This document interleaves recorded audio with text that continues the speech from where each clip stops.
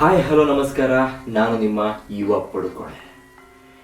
ಇವತ್ತಿನ ಸ್ಟೋರಿ ಒಬ್ಳು ಹೆಣ್ಣು ಕ್ರೂರಿ ಆದರೆ ಏನಾಗುತ್ತೆ. ಹೌದು, ಈ ಒಂದು ಕುಟುಂಬ ತುಂಬ ಶ್ರೀಮಂತ ಫ್ಯಾಮಿಲಿ. ರಾಜೇಂದ್ರ ಸಿಂಗ್ ಹಾಗೂ ಅವರ ಹೆಂಡತಿ ಪಾರ್ವತಿ ಸಿಂಗ್, ಅವರಿಗೆ ಒಬ್ಬಳೆ ಮಗಳು, ಅವಳ ಹೆಸರು ರೂಪಾ ಸಿಂಗ್. ಇವರು ತುಂಬ ಶ್ರೀಮಂತರಾಗಿರ್ತಾರೆ ಹಾಗೂ ಈ ಒಬ್ಬಳೆ ಮಗಳಿಗೆ ಡಿಗ್ರಿಯನ್ನು ಕೂಡ ಓದಿಸ್ತಾರೆ. ಇವರ ಅಂತಸ್ತಿಗೆ ತಕ್ಕ ಹಾಗೆ ಅವರ ಮಗಳಿಗೆ ಡಾಕ್ಟರ್ ಹುಡುಗ MBBS MD ಮಾಡಿರೋನ್ನ ನೋಡಿ ಮದುವೆಯನ್ನ ಮಾಡಿರ್ತಾರೆ. ಈ ತಂದೆ ತಾಯಿಗೆ ಬೇಕಾಗಿದ್ದು ಕೂಡ ಅದೇ, ತನ್ನ ಮಗಳನ್ನ ಒಳ್ಳೆ ಹುಡುಗನಿಗೆ ಕೊಟ್ಟು ಮದುವೆ ಮಾಡಿಸ್ಬೇಕು ಅನ್ನೋದು ಎಲ್ಲ ತಂದೆ ತಾಯಿಯರ ಒಂದು ಕನಸಾಗಿರುತ್ತೆ. ಅದೇ ರೀತಿ ಇವರು ಕೂಡ ತಮ್ಮ ಮಗಳಿಗೆ ಒಳ್ಳೆಯ ಒಂದು ಸಂಬಂಧ ನೋಡಿ ಮದುವೆ ಮಾಡ್ತಾರೆ. ನಂತರ ಈ ರಾಜೇಂದ್ರ ಸಿಂಗ್ ಅವರು 2 ಎಕರೆ ಜಾಗವನ್ನು ಕೂಡ ಹೊಂದಿರ್ತಾರೆ. ಅದು ಸಿಟಿಯ ಹತ್ತಿರ.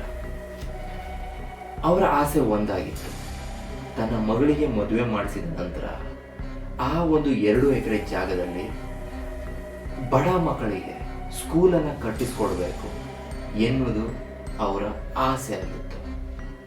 ಆ ಆಸೆ ನೆರವೇರುವುದರ ಒಳಗಡೆ ಈ ರಾಜೇಂದ್ರ ಸಿಂಗ್ ಅವರು ತೀರ್ಕೊಳ್ತಾರೆ. ಹೌದು, ಅದಾದ ನಂತರ ರಾಜೇಂದ್ರ ಸಿಂಗ್ ಅವರ ಪತ್ನಿ ಪಾರ್ವತಿ ಸಿಂಗ್ ಅವರು ತನ್ನ ಮಗಳ ಮನೆಗೆ ಹೋಗಿ ಬರುವುದನ್ನು ಮಾಡ್ತಾ ಇರ್ತಾರೆ. ಈ ಮಗಳ ಗಂಡ MBBS ಅನ್ನು ಓದಿರ್ತಾನೆ, ಒಂದು ಖಾಸಗಿ ಆಸ್ಪತ್ರೆಯಲ್ಲಿ ಕೆಲಸನ ಮಾಡ್ತಾ ಇರ್ತಾನೆ.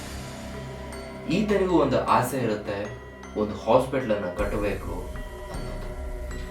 ಹೀಗೆ ಇವನಿಗೂ ತಿಳಿದಿತ್ತು, ಹೇಗೋ ಅವರ ಅಪ್ಪ ತೀರ್ಕೊಂಡಿದ್ದಾರೆ, ಇನ್ನು ಅವರ ಹತ್ತಿರ ಇರೋ ಆಸ್ತಿ ಈತನಿಗೆ ಸೇರುತ್ತೆ ಅನ್ನೋದು.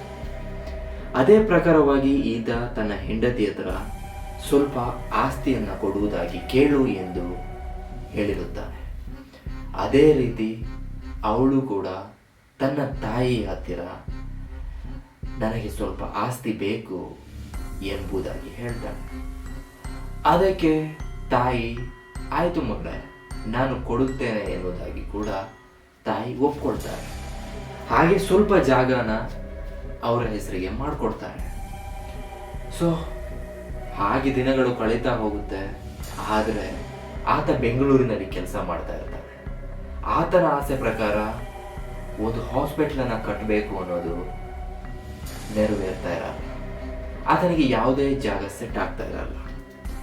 ಸೊ ಇದನ್ನೆಲ್ಲ ನೋಡಿದ ಅವನು ಮತ್ತೆ ತನ್ನ ಹೆಂಡತಿ ಹತ್ರ, ನಿಮ್ಮ ಅಪ್ಪನ ಹತ್ತಿರ ಇರುವಂತಹ 2 ಎಕರೆ ಜಾಗ ನನಗೆ ಕೊಡುವಂತೆ ಕೇಳು, ಅದು ಯಾಕಂದ್ರೆ ಅದು ಸಿಟಿಯಲ್ಲಿದೆ, ಸೊ ಅದನ್ನು ಕೇಳುವಂತೆ ಇವನು ಅವಳ ತಾಯಿಗೆ ಹೇಳ್ತಾನೆ. ಈ ರೂಪಾ ಸಿಂಗ್ ಕೂಡ ತನ್ನ ತಾಯಿ ಹತ್ರ ಬಂದು ಆ 2 ಎಕರೆ ಜಾಗನ ಕೊಡುವಂತೆ ತನ್ನ ತಾಯಿಯಲ್ಲಿ ಕೇಳ್ತಾಳೆ. ಆದರೆ ತಾಯಿ ತುಂಬ ಬೇಸರಗೊಳ್ತಾರೆ. ಯಾಕಂದ್ರೆ ಅದು ಅವಳ ಗಂಡನ ಕನಸಿನ ಜಾಗ. ಅದಕ್ಕೆಲ್ಲಕ್ಕಿಂತ ಹೆಚ್ಚಾಗಿ ಅವಳ ಗಂಡ ಆ ಜಾಗದಲ್ಲಿ ಒಂದು ಸ್ಕೂಲನ್ನು ನಿರ್ಮಾಣ ಮಾಡಬೇಕಂದುಕೊಂಡಿರ್ತಾರೆ. ಆ ಜಾಗವನ್ನೇ ಕೇಳ್ತಾ ಇದ್ದಾರಲ್ಲ ಈ ವಿಷಯ ಗೊತ್ತಿದ್ದು ಎನ್ನುವುದಾಗಿ ಅವರಿಗೆ ತುಂಬ ಬೇಸರ ಆಗುತ್ತೆ. ಅದಕ್ಕೆ ಇವರು ಒಪ್ಪುವುದಿಲ್ಲ ಕೂಡ. ಸೊ ಪಾರ್ವತಿ ಸಿಂಗ್ ಅವರು ಆ ಜಾಗವನ್ನು ಕೊಡುವುದಕ್ಕೆ ಒಪ್ಪುವುದಿಲ್ಲ. ನಂತರ ಅವಳ ಗಂಡ ಸರಿ ಆಯಿತು, ಬೇರೆ ಕಡೆ ಜಾಗ ನೋಡೋಣ ಎಂದು ಹೇಳ್ತಾ ತನ್ನ ಹೆಂಡತಿನ ಕರ್ಕೊಂಡು ಹೋಗ್ತಾನೆ. ಹಾಗೆ ಹೋಗ್ತಾ ಆ ಹೆಂಡತಿ ಅವನ ಹತ್ರ ಹೇಳ್ತಾಳೆ, ಗಂಡವರ ಮಕ್ಕಳು ನಮ್ಮ ಜಾಗದಲ್ಲಿ ಓದಿ ಏನಾಗಬೇಕಾಗಿದೆ, ಅವ್ರು ಹೇಗಾದರೂ ಸಾಯಲಿ, ನಮ್ಮ ಜಾಗ ನಾವು ಪಡ್ಕೊಳ್ಳೋಣ, ಅದು ನಮ್ಮಮ್ಮ ಸತ್ ಮೇಲಾದರೂ ಸರಿ ಎನ್ನುವುದಾಗಿ ಸ್ವಂತ ಅವಳ ಮಗಳ ಬಾಯಲ್ಲೇ ಈ ಮಾತು ಬರುತ್ತೆ. ಅದನ್ನ ಹೇಳೋದನ್ನ ಕಿವಿಯಾರೆ ಆ ತಾಯಿ ಕೂಡ ಕೇಳಿಸ್ಕೊಂಡಿರ್ತಾರೆ. ಸೊ ಸೊ ಹೀಗೆ ಹೇಳಿ ಗಂಡ ಹೆಂಡತಿ ಇಬ್ರು ಹೊರಡುತ್ತಾರೆ. ಅದಾದ ಸ್ವಲ್ಪ ದಿನ ನಂತರ ಮೊದಲೇ ನೀಡಿರುವಂತಹ ಜಾಗದ ರಿಜಿಸ್ಟ್ರೇಷನ್ಗೋಸ್ಕರ ಮತ್ತೆ ಈ ತಾಯಿ ಹತ್ರ ಬರ್ತಾರೆ. ಆ ಸಮಯದಲ್ಲೂ ಕೂಡ ಮತ್ತೆ ಆ ಜಾಗವನ್ನ ತಮ್ಮ ಹೆಸರಿಗೆ ಕೊಡುವಂತೆ ಮತ್ತೆ ಅವಳ ಮಗಳು ಕೇಳ್ತಾಳೆ. ಆದರೆ ತಾಯಿ ಅವರು ಹೇಳಿರುವ ಮಾತುಗಳನ್ನು ಹಿಂದಿನ ದಿನನೇ ಕೇಳಿಸ್ಕೊಂಡಿರ್ತಾರೆ. ಅದನ್ನ ಕೇಳಿ ತುಂಬಾ ಬೇಸರಗೊಂಡಿರುವ ತಾಯಿ, ಒಂದು ಪುಡಿ ಗಾಸು ಕೂಡ ನಿಮ್ಮ ಕೈ ಸೇರುವುದಿಲ್ಲ, ಆ ಜಾಗವನ್ನ ಮರೆತು ಬಿಡಿ ಎಂದು ಹೇಳಿ ಇಲ್ಲಿಂದ ಹೊರಡಿ ಎನ್ನುವುದಾಗಿ ತಿಳಿಸ್ತಾರೆ. ಈ ಮಾತನ್ನು ಕೇಳಿ ಅವರ ಅಳಿಯ ಬೇಸರಗೊಂಡು ಮನೆಯಿಂದ ಹೊರಗಡೆ ಹೋಗ್ತಾರೆ. ಆದರೆ ಮಗಳು ತಾಯಿಯನ್ನ ಕುಸಲಾಯಿಸಿಕೊಂಡೇ ಮನೆಯಲ್ಲೇ ಇರ್ತಾಳೆ. ಹಾಗೆ ಸ್ವಲ್ಪ ಹೊತ್ತಾದರೂ ಕೂಡ ಯಾಕೆ ಇವಳು ಹೊರಗಡೆ ಬಂದಿಲ್ಲ ಎನ್ನುವುದಾಗಿ ನೋಡೋದಕ್ಕೆ ಇವನು ಮನೆ ಒಳಗಡೆ ಮತ್ತೆ ಹೋಗ್ತಾನೆ. ಆಗ ಅವನ ಅತ್ತೆ ಕೆಳಕ್ಕೆ ಬಿದ್ದಿರ್ತಾಳೆ. ಅವನ ಹೆಂಡತಿ ನಿಟ್ಟುಸಿರು ಬಿಡ್ತಾ ನಿಂತಿರ್ತಾಳೆ. ಆಗ ಇವನು ಒಮ್ಮೆಲೆ ಅತ್ತೆಯ ನಾಡಿ ಮಿಡಿತ ಹಾಗೂ ಉಸಿರಾಟವನ್ನು ಚೆಕ್ ಮಾಡ್ತಾನೆ. ಅಲ್ಲಿಗೆ ಅವರು ಸತ್ತಿರ್ತಾರೆ. ಕೇಳಿದ್ದಕ್ಕೆ ಇಲ್ಲ, ನಾನೇ ಅವ್ರನ್ನ ಕತ್ತಿಸಿ ಸಾಯಿಸಿದ್ದೇನೆ ಎನ್ನುವುದಾಗಿ ಸ್ವತಃ ಮಗಳೇ ಹೇಳ್ತಾಳೆ. ಈ ಸಾವನ್ನ ನಾರ್ಮಲ್ ಡೆತ್ ಅಂತ ಪ್ರೂವ್ ಮಾಡಬೇಕನ್ನೋದಕ್ಕಾಗಿ ಇವರಿಬ್ರು ಕೂಡ ಅವರಿಗೆ ಶುಗರ್ ಲೆವೆಲ್ ಜಾಸ್ತಿ ಆಗಿತ್ತು, ಹಾಗಾಗಿ ಅವರು ಸಾವನ್ನಪ್ಪಿದ್ದಾರೆ ಅಂತ ಹೇಳಿ ಅದಕ್ಕೆ ಸಂಬಂಧಪಟ್ಟ ರಿಪೋರ್ಟ್ಗಳನ್ನು ಹಾಗೂ ಟ್ಯಾಬ್ಲೆಟ್ಗಳನ್ನು ಕೂಡ ರೆಡಿ ಮಾಡಿ ತಂದಿಟ್ಟಿರ್ತಾರೆ. ಹೇಗೋ ಅವನು ಡಾಕ್ಟರ್ ಅಲ್ವಾ, ಎಲ್ಲವೂ ಕೂಡ ಸುಲಭವಾಗಿಯೇ ಮಾಡಿರ್ತಾರೆ.